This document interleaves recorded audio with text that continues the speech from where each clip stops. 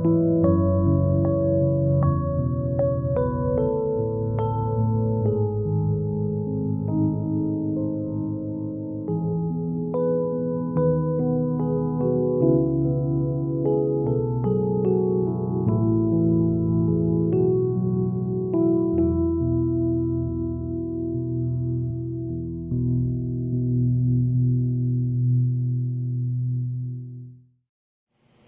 morning, everyone.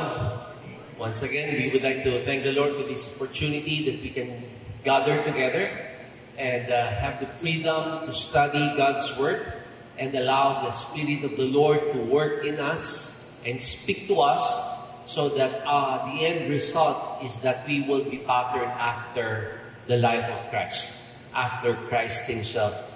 And it is an important truth that nowadays, we see the difficulty and the challenge of teaching younger generation. This is the challenge that we face, we adults are facing right now.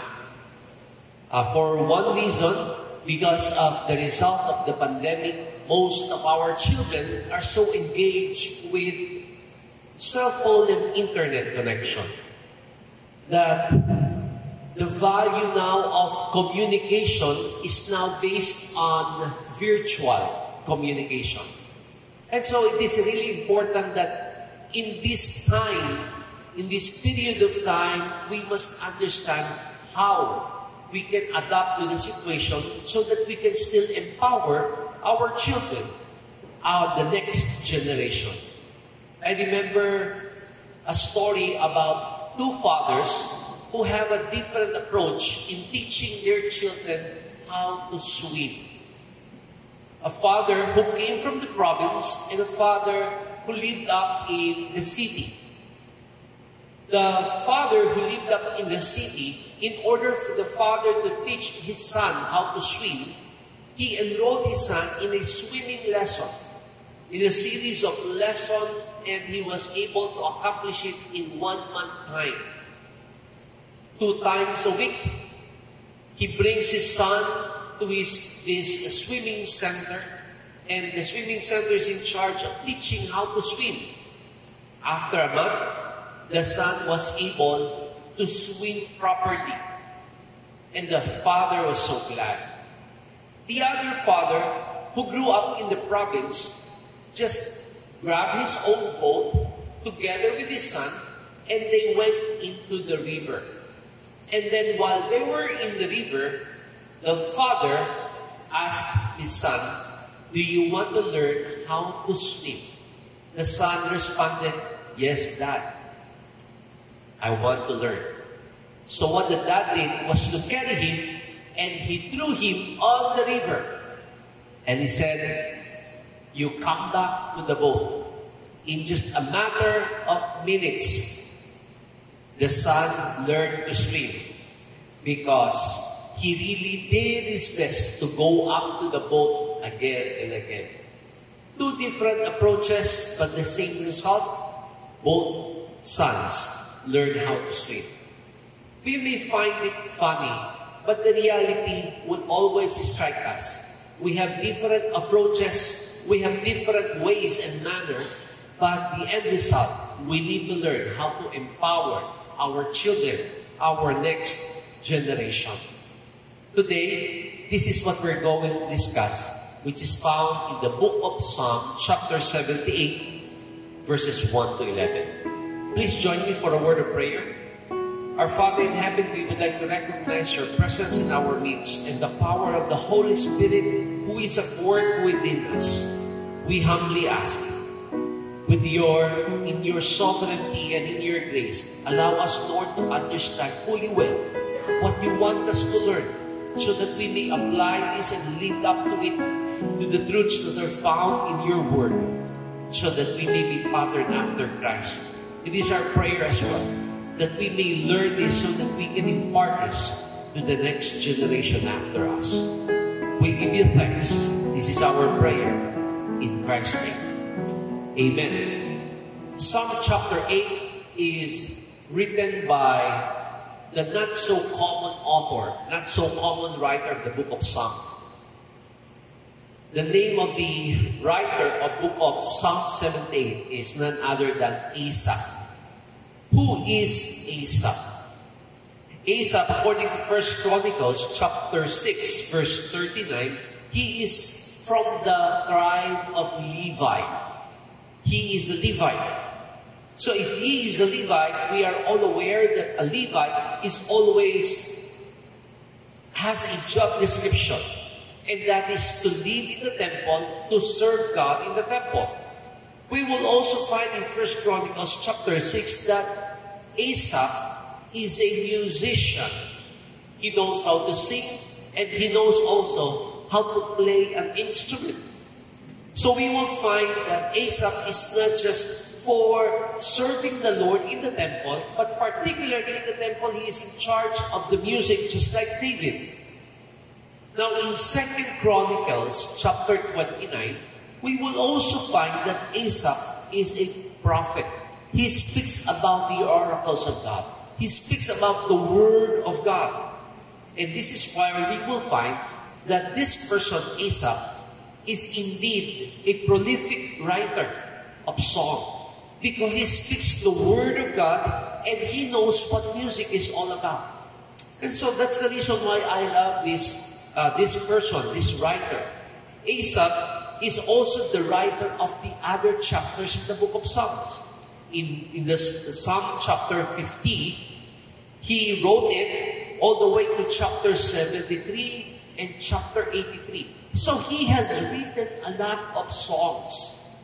This made us realize that Asaph is not just a common writer, but he is a prolific writer, a writer who knows what he is writing. So when he writes, he expounds on the experiences of people, on the ideas of what needs to be understood. Now, if you will look at the book of Psalms, let me give you just a little background. The book of Psalms is composed of 150 chapters.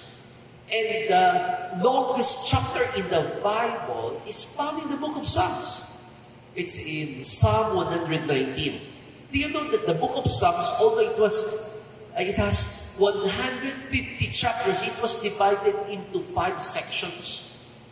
It is divided in 5 sections, and it's divided into Psalm chapter 1 to chapter 41. That's the first book. The second section is Psalm 42 to Psalm 72. The third section is Psalm 73 to Psalm 89. The section 4 is Psalm 90 to Psalm 106. And the last section is Psalm 107 to Psalm 150. Now, why am I telling this? Here's the idea. Psalm 78 is found in the middle section of the book of Psalms. It is written by none other than Asaph. And Asaph wrote some of the books in section 3. Psalm 73 to Psalm 89. And you will find that all these Psalms, from Psalm 73 to Psalm 89, are all appeals to God. These are all cries to God. These are all asking God for help. And we will find that in the middle of that book, on that section, Psalm 73 to Psalm 89, is Psalm chapter 78. You know, Psalm chapter 78 is a long chapter. In fact, it started with claiming the promises of God and then telling the stories of what happened in Egypt when they were exiled from Egypt all the way until they reached the promised land. It's a long story. And we will find that Asaph was able to write a psalm through the experiences of Israel. So we will find that all throughout this time, he was telling a story of what happened in the wilderness. Now, what I'd like us to focus now is that while he was explaining, while he was discussing this story, there was this important element that he incorporated in the whole chapter, and that is none other than telling the next generation of what had happened in the lives of Israel. So all throughout these experiences, the writer, Asaph, was telling in all those experiences, let us speak them and tell them to our children. That's the reason why the question that we would like to answer today is, how do we empower the next generation? How do we empower them? How do we encourage them? How do we tell them and teach them so that they will always be living after God's own heart? How can they live up to God's calling in their lives? In these verses 1 to 11, we will find 4 important truths. Let me read it to you, starting from verses 2 to 4. Let's look at our Bible and turn it with me on verses 2 all the way to verse 4. It says here, I will open my mouth in a parable.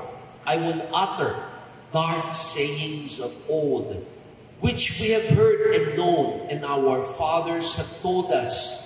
We will not hide them from their children, telling to the generation to come the praises of the Lord and His strength and His wonderful works that He has done. This is what Asaph is saying. Telling the next generation, verse 4, telling the next generation the praises of the Lord and His strength, His wonderful works that He has done. The first principle, the first truth that we will find there in order to empower the next generation is speak to them about God. Yes, speak to them about God. Let us speak to them about the truths of God. This is one of the many ways where we can empower our next generation. I remember an encounter with my first child. He was asking me, Dad, where is God? And then I told him, God is up there. You know, in order to tell our children, you simply just point into something or we'll make it as simple as possible. So I told him, God is up there. And then he asked me, where is up there? And I said, up in heaven. You know, children keeps on asking why. So he asked me, why is He in heaven? And then I told him, you know, son, God lives in heaven just like us who lives in this house. And then he said, why does He need to live in heaven when He can live here on earth? Now, this is what makes it complicated. Now, we will try as much as we can to make them understand by using simple words. So I just explained God lives in heaven because that is His own place. We live here because this is our place. And then he said, I see. But eventually, after a few minutes, after the truth sinks in his heart and in his mind, he has a different question and we never run out of questions. You know, the simple ways of telling our children about God is to speak of what the Bible tells about God. We just cannot come up with our own knowledge about God. Some would say, where is God? And some people who do not know, who know nothing about God, will just simply say, well, God seems to be dead because everything that we see around us are all evil. God seems to be dead. So their truth or their explanation of God is based on what they see around them. We base and we speak of God based on what the Bible is telling us. And this is what Asaph was saying. If you will look at verses 13 to 16, this is what he was saying. In verses 13 to 16, we will find the truth of what Asaph was saying. Let's turn into our Bible. Verse 13, He divided the sea and caused them to pass through. He made the waters stand up like heat. In the daytime also, He led them with the cloud, and all the night with the light of fire. He split the rocks in the wilderness and gave them drink in abundance like the depths. He also brought streams out of the rock and caused waters to run down the rivers. You know what he was saying? Asa was telling them to teach their children the truths about what had happened in the past. This is what God has done. And this is the one of the many ways where we can truly teach and speak to our children about God. So the first important truth is to speak to them about God. God is not an ideal person that we can only come to when we are in need. God is always there because He promised them that God will never leave us and He will never forsake us. God is always there no matter what season of life we are in. This is the important truth that we will find in the Bible. And this is what Asa was saying. Teach them about God. Speak to them about God. The second principle is found in verses 5 and 6. Verses 5 and 6, Asa was saying, He, or God, established a testimony in Jacob and appointed a law in Israel which He commanded our fathers, that they should make them known to their children, that the generation to come might know them, the children who would be born, that they may arise and declare them to them. So here is the second truth. In order to empower the next generation, we just do not speak to them about God. We need to learn to submit to God's standard. We must learn how to submit to God's standard. Here, if we will dwell on these verses 5 and 6, it says there, He established a testimony. So He established a law in Israel. And this law will guide them to the standard of God. So what Asa was saying is that we need to teach the next generation to submit to that standard. You know, submission entails discipline. If we will teach them to submit, we will teach them to discipline themselves on their own. You know, I grew up and I graduated from Phidias College of Bible. That's my bachelor's degree. It's a small Bible school down there in Valenzuela City. And I remember one of the many disciplines that we had to endure as a student, because I lived in a dormitory just beside our chapel and across our classroom. In the dormitory, there are certain rules. And I remember one of the rules that I really do not like is called the rising bell. There is a bell that will ring early in the morning every day of our lives during the duration of our time in the dormitory. And that rising bell is 5:30 in the morning. Regardless of the time that you slept the previous night, you have to get up early in the morning when you hear the bell. And in order to facilitate that policy, the school has appointed monitors to pass by all the rooms to ensure that all students will get up from their bed and automatically do a Bible study or a private personal devotion. So a monitor will pass by the rooms to check if the students are up on their bed and reading the Bible. Just imagine, whether you slept at 10 o'clock in the evening or you slept at around 1 a.m. in the morning just to study, you still need to get up at 5:30. Now, going through that routine every day of our lives until we graduated made me realize that there is a discipline that is imputed on it.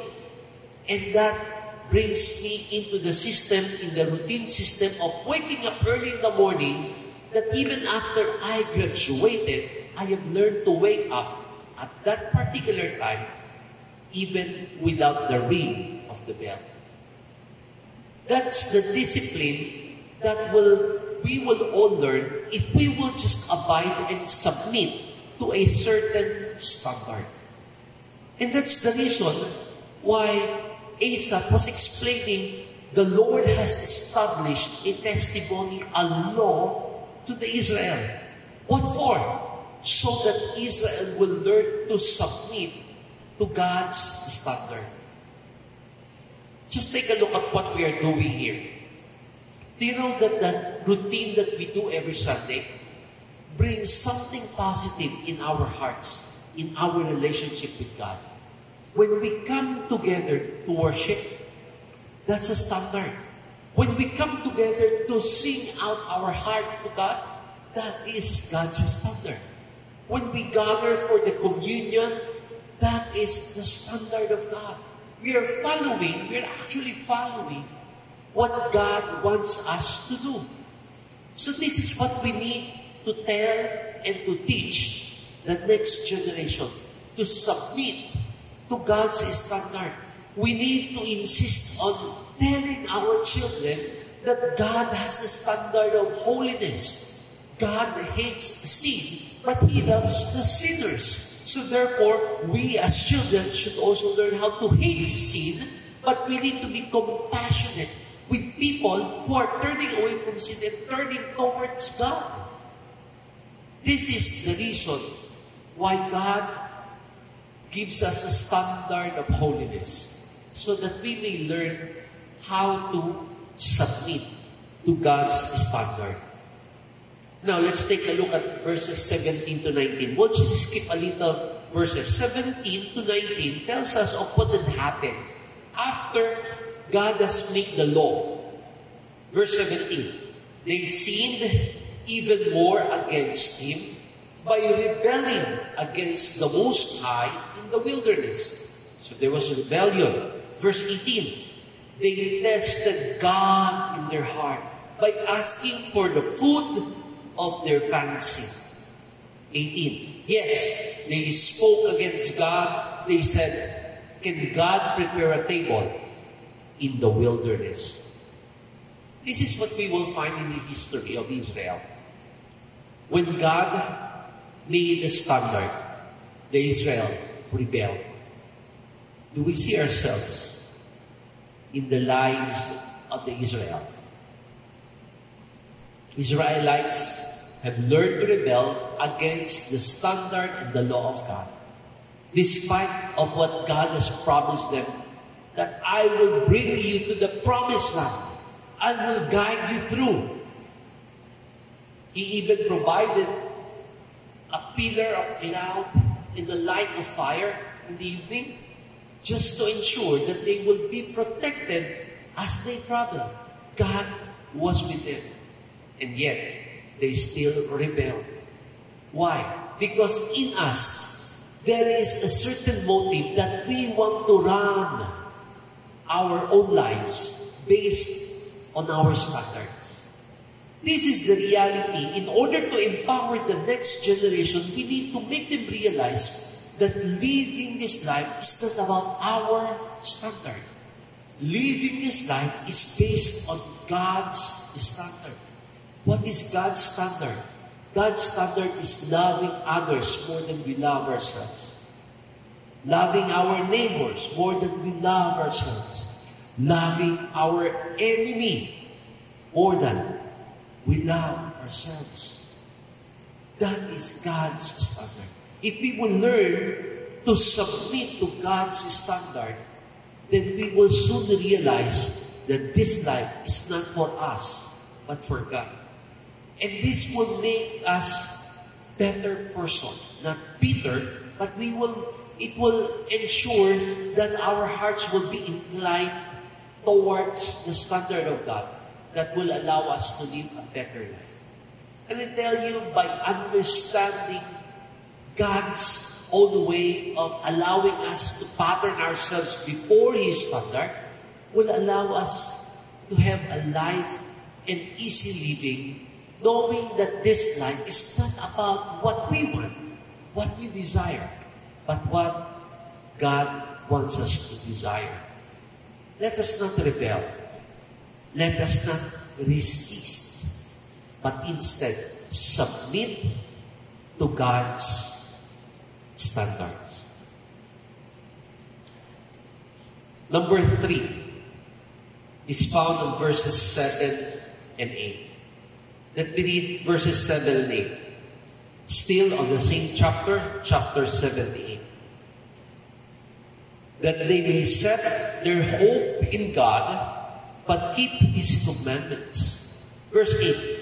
And may not be like their fathers, a stubborn and rebellious generation, a generation that did not set its heart aright and whose spirit was not faithful to God. The third principle, the third truth that we will find in this chapter to empower the next generation is to set our heart to please God. We must learn to set our heart to please God. That's why it's very clear. Aesop was saying, these people, Israelites, they did not set their hope in God. In fact, according to verse 7, they forgot the works of God.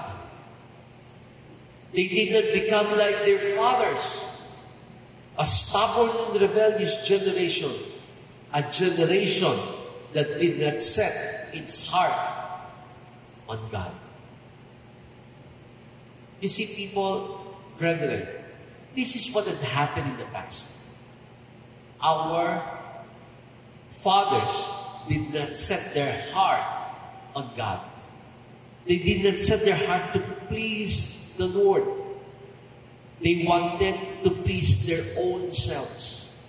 They want to run according to what they want. You know, setting our heart is simply inclining into what God wants to accomplish in us. When we set our goal, when we set our eyes on the finish line, when we set our mind on things above according to the book of Colossians, it simply means forgetting what lies around us. When we set our heart towards on something, we eagerly await into running towards what we want to accomplish. That's what it means when we set. We focus our attention and our efforts and our energy in going and reaching our goal. That's important. We set our heart, we focus our attention, we exert all our effort to please the Lord. You know, the important thing is that we must learn how to set our heart on pleasing the Lord. I remember a story of a girl. She was being courted by a lot of young men. And this young man doesn't know the Lord. In fact, these young men are actually atheists who do not believe in God. But the young lady, who was a mature Christian, he knows that he needs to set her heart to please the Lord. Even if she likes some of the guys courting her, and you know, when a person courts, the guy will really do everything just to please the girl. And so these boys were giving a lot of chocolates trying to please the girl. But the girl has a different mindset. The girl is not to please the guys, but to please the Lord. So, without further ado, he confronted all the guys, and she simply said, I just want to treat you as my friends. And that's it. He did not say, I am rejecting you, I am denying you because you are not Christians, you do not believe in God, and therefore I do not like you.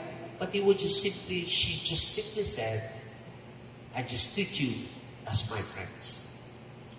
But deep inside in her heart, she spoke to me and she said, all I want to do is to follow what the Bible is saying, and this will please the Lord in my life.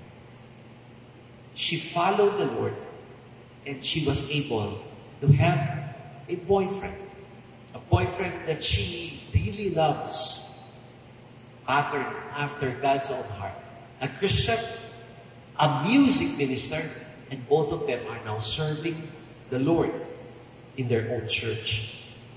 You see, if we will learn how to set our heart to please God, God will change our heart. The things that we loved before, the sins that we enjoy, the lusts that captures our mind and our eyes, we will soon reject those joys. Instead, it will be filled by the presence of Christ in our hearts. That's the meaning of setting our heart to please the Lord. When we set our heart before the Lord, it erases all the negative thoughts and the feelings that we have. But instead, it will be replaced with the joy of knowing that the true gladness of the heart is to please God. Let's go back to chapter 17 and let's jump into verses 34 to 36. Please join me once again and be patient with me as we deal on the scriptures. Verse 34. When we slew them, then they sought him, and they returned and sought earnestly for God. So they were seeking God. Verse 35. They remembered that God was their rock, and the Most High God, their Redeemer. But here's the twist. The twist is found on verse 36. It says, nevertheless, they flattered him with their mouth, and they lied to him with their tongue. 37. For their heart was not steadfast with him, nor were they faithful in his covenant. 38. But he, being full of compassion, forgave their iniquity, and did not destroy them. Yes, many a time he turned his anger away, and did not stir up all his wrath. This is the truth, that when we set our heart to please the Lord, time and time will come again and again that Satan will play in our mind and in our heart to turn away from those truths. And yet, according to verse 13, the Lord is always willing to forgive us so that we may live according to His standard. When we set our heart to please God, Satan will always be there to tempt us to draw away from God. Just take a look at an example. On your way coming here, were there any difficulties? Were there second thoughts in your mind? Will I attend the church today? Or I will just stay at home? You had second thoughts. Why? Because the more we set our heart towards God, the more Satan will play in our mind. The pastors and those who are studying, teaching the Bible, the common enemy is the discipline to please God in studying God's Word. That's a struggle. Because the more you want to study about God, the more you want to engage in reading and studying the Bible, the more distraction Satan is using so that our attention will be focused on other things and not on the Word of God. This is the downside because Satan will actively involve in our lives so that we set our heart not to please God, but to please ourselves. Let us be careful. But the Lord is assuring us that the more we learn to seek after Him, According to Matthew 6:33, when we seek first the kingdom of God and His righteousness, all those things, all the things that we need will be added to us. But the priority, we seek first God and His kingdom.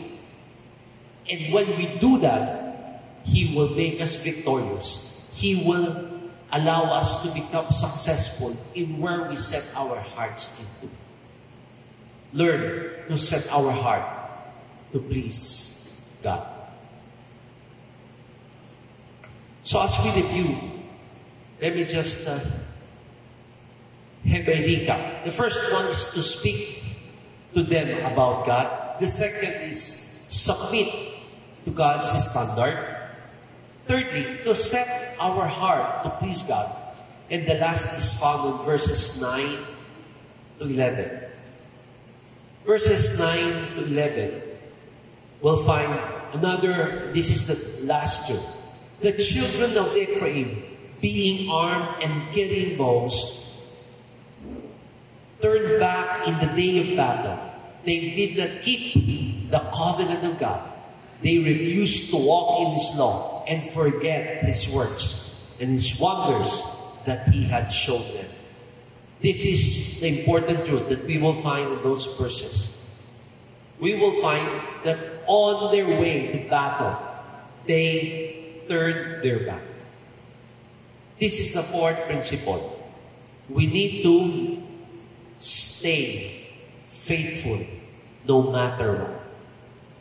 Stay faithful no matter what. Here we will find that the children of Ephraim, being armed and carrying bows and arrows, turned back in the day of battle. When they saw that the enemy are stronger than they are, numerous than they are, they turned their back away from the battle. Because they were thinking that they will lose. Little did they know that when they remain faithful, they stay faithful all through the battle, they will experience the victory that comes from God. Because God does not work in numbers. God does not work in the strength of people. God works in His own way, in His own strength. We must remain and stay faithful no matter what happens. There are a lot of people who started well. There are a lot of people who are so passionate with God. But in the long run, they turn their back against God.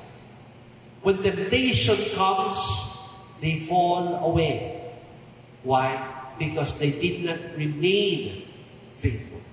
They did not stay faithful. Here we will find, if we will stay faithful and remain faithful in God, God will see us through.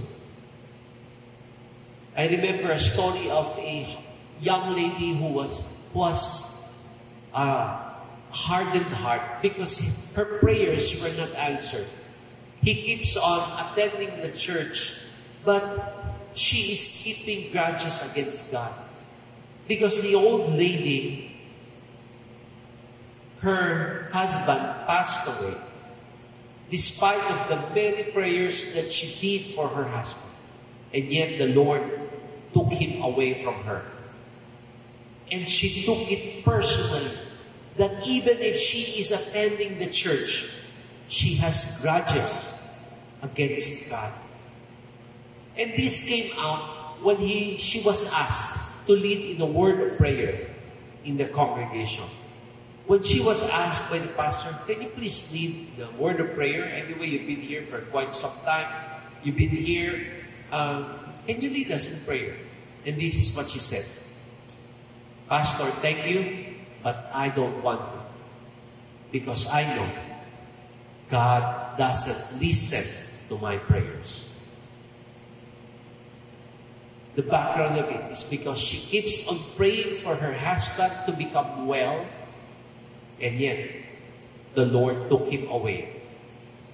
Those grudges will allow us to become that person while we are still living. Dead inside, but alive outside. We may be alive and kicking, we may be participating in coming here, but deep inside, we might be dead because we did not remain faithful to God. Stay faithful despite of our prayers are not answered favorably. Stay faithful despite the hurdles and the struggles that we need to face every day. Stay faithful even if we have financial crisis in our lives. Even if our business are really going down. Stay faithful no matter what happens. You know, in the Bible, there was one character who remained faithful. But in the end, we will see a twist in the story. And that is none other than Joshua. I'm sure we are all aware of the leadership of Joshua. After Moses died, Moses passed on the leadership to Joshua. So it was Joshua who led the Israel in going through Canaan and in the Promised Land. But you know, we will find here in Joshua chapter 2, or should we say Judges, if you have your Bibles with you, I'd like you to look into the book of Judges. This is where Joshua died already. In the book of Judges, chapter 2, verses 8 to 10, we will find a twist in the story. Joshua died already and they were already in the Promised Land. This is what it says. Now, Joshua, the son of Nun, the servant of the Lord, died, who when he was 110 years old. Then they buried him within the border of his inheritance at Timnah-Heres in the mountain of Ephraim on the north side of Mount Gaash. Take a look at verse 10. When all that generation had been gathered to their fathers, another generation arose after them, who did not know the Lord, nor the work which he had done in Israel. Judges chapter 2, verses 8 to 10. Here we will find that after Joshua lived and led the whole Israel into the Promised Land, another generation arose. And according to verse 10, this next generation did not know the Lord, nor the work which he had done in Israel. What does it say? Joshua did a very good job. He led with faithfulness, but he did not empower the next generation. That's why the next generation, when they arose, they forgot the Lord. This is a challenge for all of us. After our life here on earth is done, what will happen to the next generation? Will they continue what we have started? Will they remain faithful to God? Just like us. We need to do something about it. We need to empower the next generation. Time will come. Satan will take them away from the Lord. Time will come. Satan will do his work so that our generation will be cut off from the legacy of knowing the Lord. Time will come. Satan will have his way in the lives of our children. If we do not do it now, if we do not empower them, if we do not disciple our children, no one will. We cannot expect other people to disciple our children. It's up to us. It's up to this generation to empower the next generation. Or else, Satan and the system of this world will lead them away from the Lord. may this challenge each and every one of us today. Let's bow our head for a word of prayer. Before I lead in a word of prayer, let's try to think. Let's try to meditate on the word of the Lord. What are the truths that we have found in these verses that will linger into our hearts today? Just a few moments of silence. Let us allow the Lord to speak to us through the message that we have heard.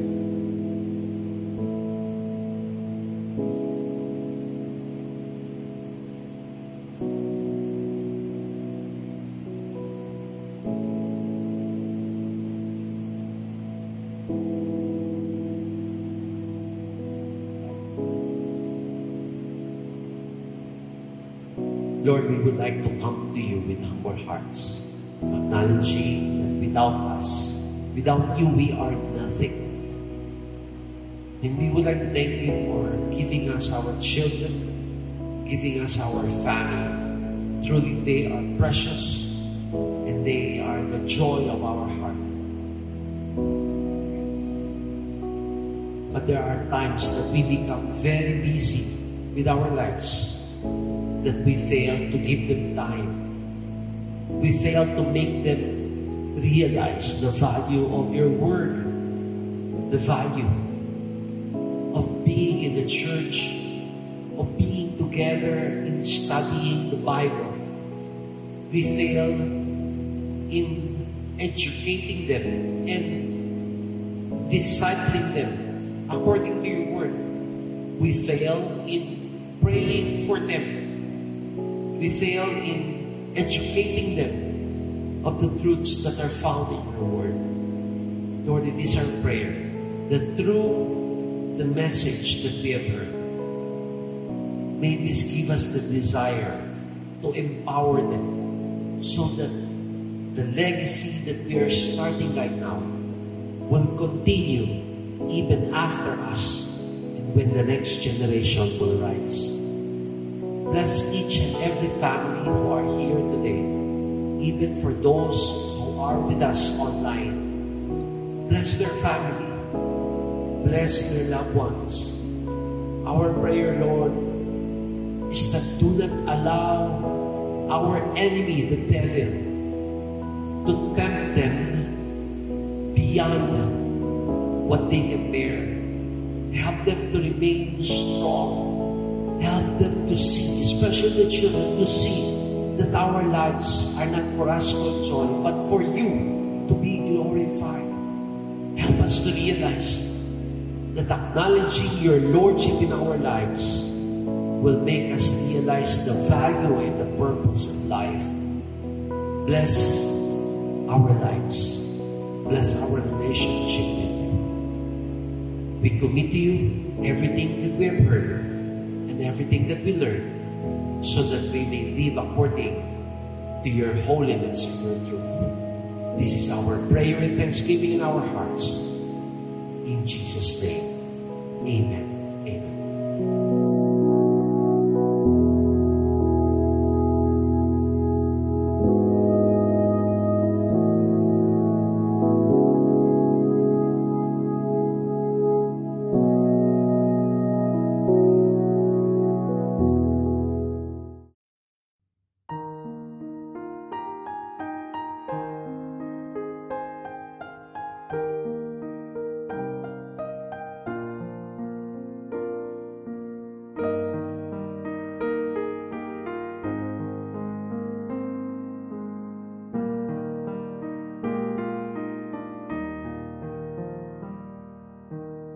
What a friend we have in Jesus, all our sins and griefs to bear.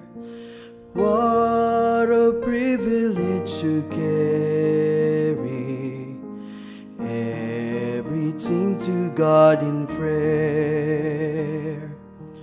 Oh, what peace we often forfeit. Oh, what needless pain we bear, all because because we do not carry everything to God in prayer.